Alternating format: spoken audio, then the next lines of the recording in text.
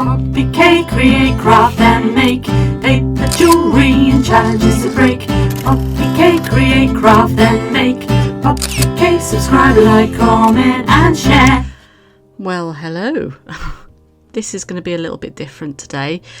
I attempted to film this video and anything that could go wrong did go wrong, and so I just thought I would speed it up, and then I thought I would do a voiceover for you as well. So I am doing a A5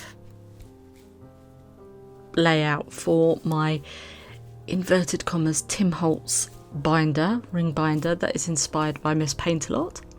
I wanted to do sort of a little bit of a Halloween-ish grungy sort of page, so I went onto the Graphics Fairy and printed off this background and then used various bits and pieces that were kicking around my desk.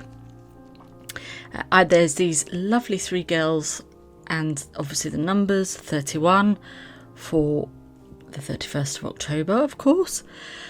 Then I decided it needed a little bit more, so I got this, it's like an embossing die cut that I got from Crafter's Companion, and I thought that might actually be quite good because it would frame the children and just add a little bit of texture and interest to the layout.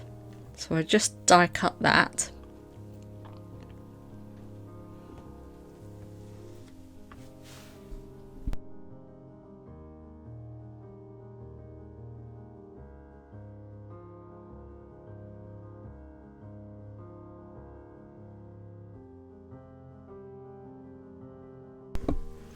And then I am using this stencil that I cut out on my cameo, silhouette cameo.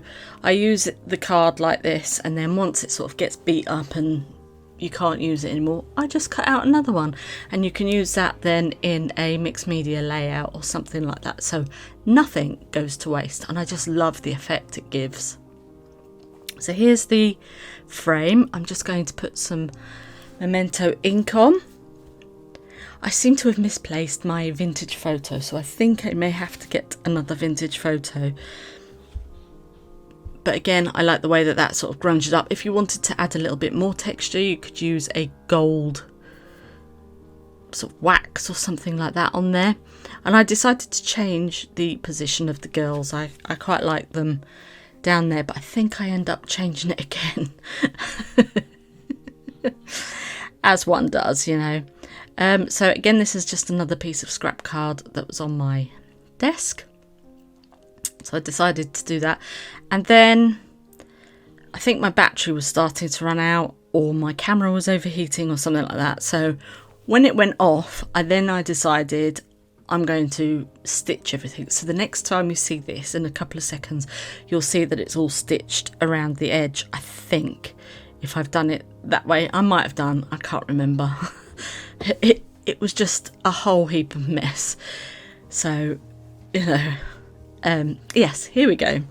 So this is the next part. So basically I had stuck everything down, and then I had stitched around, as you can see, it just added a little bit of lace. So everything was the same, but I just moved the girls up, had that little saying at the bottom, and then on the other side I wanted to use a stamp that I've had for quite a while, and I wanted to kind of work with the stitching on the other side. So I've got this original ledger paper that I picked up when I went to Leominster some time ago actually, and I'm just using that as a little bit of a background. And my camera kept slipping everywhere, which isn't really the best thing. So I have a little incident later on as well with my glue. Just as I say, if it was going to happen, it just did. So I'm just sticking down the corners using the glue. And here is the stamp. It's from Be Crafty. I don't know if I think I do get the packaging out for it. So, and it wasn't that one. That was the one I actually used on the other layout on the front. I just couldn't find it. You know what it's like, you put stuff down on your desk. Here it is. So they're the art stamps anyway from Be Crafty. So I went ahead to stamp this. In hindsight, I should have used my Tim Holtz stamping station. However, I do get round it because it hadn't actually stamped out properly. I have got this, it's like a rubber mat it's like a shim. So I use that underneath and then it printed out lovely. So if you ever have anything like that, just a piece of foam or something like that would be absolutely perfect to sort that problem out.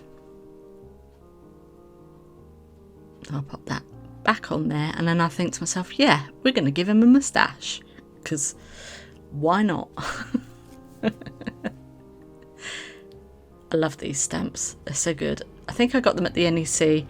And then I'm going through my miniatures again, and again out comes the stencil. I do love this stencil.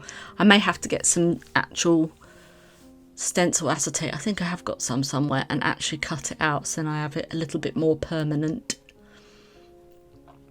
So I'm just cutting off the white sections of the ticket, and as you can see, I've worked around the stitching that was on the other side. I'm then just inking up around the edge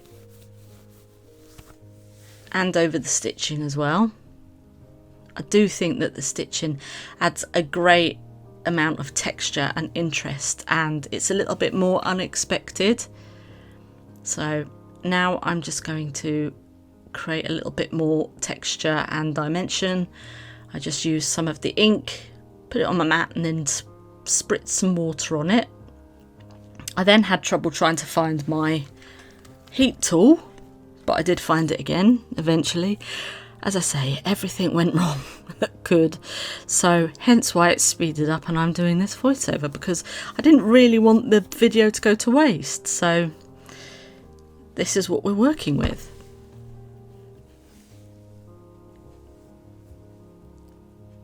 So now I'm going to use the black, and oh no I'm not, it's the tea dye, but it didn't really stand out, so I think I do eventually go to black, because this is where I found out I couldn't find my vintage photo. So I just lightly dip the brush into the black, and then you can just about see that.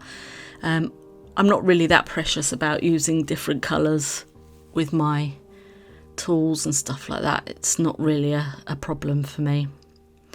Just inking around my embellishments, and then as you can see here, the lid came off the ink, the glue, and it just went absolutely everywhere. I just thought, just work with it, and plus anyway I probably would have had to have beeped over what I said as you can imagine. So just sticking all of that on and creating a nice little collage. I wanted to keep it quite simple and plain on the back, because obviously we've got quite a lot going on the front with the lace. I had 91 and then I decided to do 61. I don't know why. I just must have forgotten that I wanted to do 91 instead of 61, but it is what it is. If you hold it upside down, I guess it's 91, isn't it? So we get those stuck down. I'm very careful now with the glue. In fact, I think I've taken the nib off. Yeah, I have. The nib's just down there. So, and that was it. And then I think I just put it into the binder. I'm loving this. It's just like a little inspiration station for me. So thank you so much for watching. Have a great day, and I'll see you on the next one. Bye!